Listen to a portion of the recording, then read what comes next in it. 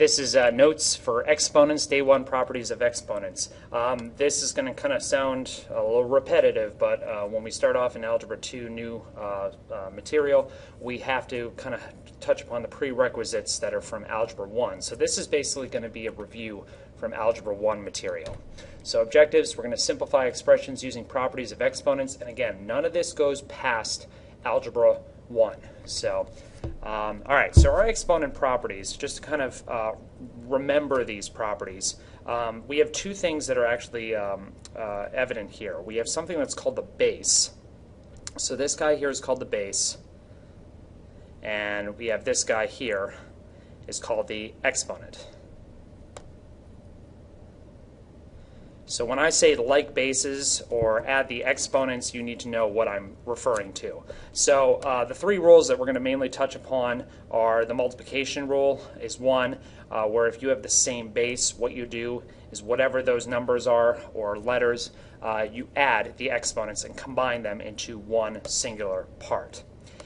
The power rule, so exponent or power rule, is if you have a base raised to an exponent, and that's raised to another exponent. What you do is you distribute the exponent to each one of the power to each one of the exponents inside the parentheses. It could be one, it could be multiple ones. Here we only have two that you multiply, and that's it. So we also have the division property, and the division property is that if you have like bases on top of each other, what you do is you take the powers, the exponents, and subtract them. And namely, it's the higher one minus the lower one. Wherever that higher one occurs, it could occur on the top of the fraction or the bottom of the fraction. You'll see what I mean in a few, and like that. So, and the other one to kind of remember, which we haven't touched upon for a little while, is the negative one. So if you have like x to the negative n, that can also be rewritten as 1 over x to the n, also referred to as the top bunk, bottom bunk rule. So you could also have 1 over x to the negative n, and that could be equivalent to x to the n. So these basically 5 rules. The top bunk, bottom bunk rule is kind of expected up to this point because we went over it in the first semester. All right, so we are just jumping right into this, and we're just going to do some practice problems because, again, you're expected to remember this for the most part from Algebra 1. So what I do is I have my power rule, and I am affecting this part in the parentheses. So what I need to do is I need to put exponents where I do not have exponents. I need to put them as 1 because people tend to forget those and make mistakes with it. So you're multiplying the exponents or the powers, distributing each one of these to the parts in the parentheses. So the way this is actually rewritten is negative 3 to the third power, x to the 2 times 3, and then y to the 3, 1 times 3. Now notice I'm putting this part in parentheses. The main reason is because all those numbers you need to make sure you put in parentheses, because depending on if it's odd or even, your negative will actually affect whether it, what it comes out to. So I have to do this one first, and negative 3 to the third power is negative 3 times negative 3 times negative 3. And that gives you 27, and it's negative. So next one is the x to the 2 times 3, which gives you x to the 6th. And then y to the 1 times 3 is 3. And that is your final simplified answer. Next one, same type of deal. I put my exponents that I do not have. Top bunk, bottom bunk rule, do that at the absolute end. If you have an exponent that you have to distribute, do that first. So we have 5 quantity squared. Notice I'm putting that in parentheses. There is a reason. The x to the negative 2 times 2, and y to the 5 times 2. 5 squared is 25, and x to the negative 4, and y to the 10th. Now if you stop there, you would actually not have this fully simplified because of that part right there. So 25 stays up top, y to the 10th stays up top, but that x to the negative 4 has to come down to the bottom because he's negative, so we need to make him positive. Negative Nancy becomes positive Peter. That's my saying. There you go. And that's your final answer. Okay, so now we got a multiplication rule, and the way I like to do these is split these up into different problems, namely, so you have a 2 times 5, so 2 times 5 is one problem. You have your x to the negative third and x to the 8th, that is negative 3 plus 8. Again, don't do top bunk, bottom bunk rule just yet. And then we have y to the first. If you want to put the exponent that's not there, I would suggest doing that 1 and then plus a negative 3. And then we do the multiplication first, so I do the red first. 2 times 5 gives you 10. X to the negative 3 and positive 8 become x to the 5th because you add them. And then the y to the 1 minus 3. That gives you y to the negative 2. Now, if you stop there, you would actually be mostly right, but this part here still needs to be simplified because of the top bunk, bottom bunk rule. So that part becomes on the bottom, and you are done. Number 4. So notice I'm going through these pretty quickly. I'm going to go through these even quicker now. So we got negative 35 because you multiply them. Same basis here. We got x to the 9th. Same basis here. Put an exponent there that helps you. Y to the 3rd. Finished. Okay, so now the division ones tend to throw some people. So I'm going to go through this one in a little bit slower detail. So we have 3 problems here, actually, within this one problem. We have the constant numbers 8 and 12. We have the exponent, or the 8 the exponents with the x and the bases. And we have the exponents and the bases of y as well. So I have 3 different problems here. So I'm going to evaluate these 3 different ways. That blue problem, the 8 over 12, typically throws a lot of people in algebra because they overthink it. They try to apply algebra properties. But 8 over 12, they're both divisible by 4. So to simplify, you get 2 over 3. That is done. You do not affect that in any other way past that. Now, the x to the 3rd and x to the 5th. Remember that rule. It's they're on top of each other, so you subtract. But where does the higher exponent occur is on the bottom, so you do subtract on the bottom. So you have x to the 5 minus 3. That's on the bottom. And then the next one, the last one, is the green one, y to the 8th, y to the 3rd. They're on top of each other. The higher exponent occurs on top. So we have 8 minus 3. And then you simplify it, so I don't have to change colors now. The 2 over 3 stays the same. Y to the 8th minus 3 becomes y to the 5th. And x to the 5 minus 3 becomes x squared. And you're done. You can't do anything past that. Okay, so my advice, some people like to actually use markers or colored pencils or something like that to kind of to break up the problem into smaller, more manageable problems. That's what mathematics teaches. Okay, next one. Again, you have 3 different problems here. So I have the 100 and the 24. So I'm going to evaluate that first. The 100 and the 24 are both divisible by 4. So if I divide it by 4, I get 25 over 6. So that part's done. What some people like to do is once they're done, they cross that part out so they're not confused. And now I'm going to deal with the x to the 8th and the x to the 2nd. So they're on top of each other. The higher exponent occurs on top. So that means we have x to the 8 minus the 2. So the next one, the last one, remember there's an imaginary exponent on the y. So you have the y to the 6th and y to the 1st. The higher exponent occurs on top, so you have 6 minus 1. And then you evaluate. So we have 25, x to the 6th, y to the 5th, and don't forget that 6 underneath, and you're finished. Fully simplified.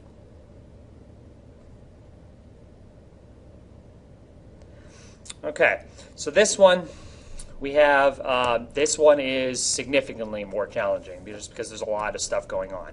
So what I'm going to do is I'm going to actually split this up into 2 smaller problems of the larger problem, then I'm going to break that smaller problem up into smaller problems as on top of that. So I'm going to work just the top first. So what I see that I need to do without a doubt first, before anything on the top, is get rid of this negative 2 here. And the way that I do that, I'm just going to distribute. Remember, you have an imaginary 1 here. I'm going to distribute that negative 2 to each one of the parts in the parentheses, which means I'm going to copy down the 5x squared y to the third. That stays the same. I have the negative 2, or 2 to the negative 2, and I'm putting that in parentheses. We have negative 3 times negative 2. That gives you x to the 6th. And then we have the negative 2 times 5, which gives you y to the negative 10. Okay, so now what I can do here, I'm going to actually simplify this a little bit more, because like I said, there's a lot of different ways of doing this. I'm going to actually start to bring in the 25 x to the negative 8 y to the squared. The first thing I had to do is I had to get rid of this negative 2 part up here. So now I have my top bunk, bottom bunk thing that I have to apply with this part right here. There's just no way around it, unfortunately. So if it helps, everything stays the same, 5x squared y to the third. And if you're already adding the exponents with the x's and the y's, that's perfectly fine. What I'm just doing is I'm getting rid of this 2 to the negative 2, which kind of complicates things a little bit more. So taking it step by step. So the 25 is now going to have a 2 squared right next to it. So we have x to the negative 8, and we have y to the squared. So now that I have that, again, I'm going to go back to working the top versus the bottom. So I'm going to look and see, I've got the 5, and I've got the imaginary 1 here. That's going to give me 5. I've got the x squared, x to the 6th, that gives me x to the 8th. And the y to the third, y to the negative 10 gives me y to the negative 7.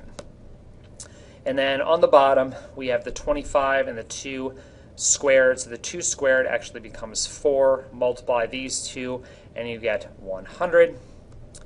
Like I said, there's a lot of different ways of doing this. This is the way that I do it. And then we have x to the negative 8, y to the squared. So I just went from this really long, complicated, yikes, to a little bit more simple part here. Now we're not done. We still have a lot of stuff that we have to do. Like I said, this is a lot more involved problem. So, all right, next thing is I'm going to split this up into the smaller, more manageable problems, top and bottom. So I have no more parentheses I have to worry about. So now I've got the 5. It's divisible by 5. This 100 is also divisible by 5 as well. So I get 1 over 5, and that part here, 20. And so I get that, and I'm good to go with that particular part. Now, the next part is the x to the 8th, x to the negative 8. The higher exponent, it occurs on the top here, so I'm going to do x to the 8th minus, and guys, be careful of this, minus, and it's a negative 8 here. So that does become a positive, so please be careful of that. And last but certainly not least, the higher exponent occurs on the bottom here, so it's 2 minus the negative 7. Again, those are big problems that people kind of run into. They make kind of silly errors with those because they don't know the rules. So I add the exponents here. You can put the 1 if you don't want to. That's fine as well. The 20 stays, and then we have y to the 9th, and you're finally done. So that's a long and involved problem. That's probably the more complicated Algebra 1 problem that you would get. But again, you're expected to know those rules and how to apply them in complicated problems like this. Okay, so this one I think is significantly easier. So now I'm going to do the applying of the, just simplifying the top first, just because it's going to make my life a lot easier. So the top, I have the 4 and the 3, that multiplies to give me 12. I have the x to the 2, and I don't have anything there, so I'm going to put a 1, so that's x to the third, because you add the exponents like bases. And then we have the y to the 5th, y to the third becomes y to the 8th, and I keep my bottom the exact same. So I have the 2, the x to the third, the y to the 11th. Okay, so now I'm going to split it up into my smaller, more manageable problems. That green part there, 12 and 2, is my elementary school problem. I divide that by 2 and I get 1. I divide the 12 by 2 and I get 6, so I'm left with 6 over 1. That part is done. Now, what a lot of people I'm sure are saying is that these cancel out completely, and you are 100% correct, but I'm just going to kind of go through the intricacies. The higher number does not occur on the top nor the bottom, so I can actually pick. I get 3 minus 3, and I'll show you why I'm doing that in a few seconds. So y to the 8th and y to the 11th, the y to the 11th is the higher number. It occurs on the bottom, and so we get this. So we get 6x to the 0 all over y to the 3rd. If you wanted to write the 1, that's fine, but I'm not going to. Now, the reason I did this is to remind you that anything to the 0 power is 1. It goes away. That's why those cancel out, because it applies that 0 power rule. And your final answer is this. Done. Simplified. All right, and last but certainly not least, I have what I'm going to do. I mean, there are, again, a lot of different ways of doing this. There is, just to show you a few techniques, there's canceling across hand, so that becomes 10, that becomes 1, and canceling across here, subtracting here, subtracting here. There are so many different ways of doing this. To kind of take all the time and go through all those ways would be problematic. I'm going to show you what I think is the easy way, even though it's longer and involves more steps or more simplification. It's the easiest technique way, I guess you could say. So I'm going to simplify the top first. So I got 3 times 6, which is 18. So those guys, I got the 4 and the 3, that becomes x to the 7th. I got the y squared and the y to the negative 6 becoming y to the negative 4. And now I'm going to simplify the bottom. So the bottom is now going to be 4 times 3 is 120. So those guys are taken care of. We have x to the 8th and x to the negative 2 become x to the 6th because you add the exponents. So those guys are taken care of. We have y to the negative 5 and y to the 8th becomes y to the 3rd. So those guys are taken care of. And again, the reason I did this is because sometimes when you cross-cancel and start writing numbers on and subtracting from different parts, you get confused. So rather than do that, I simplify the top, simplify the bottom, and now I have one problem that I can look at. So I have 18 and 120.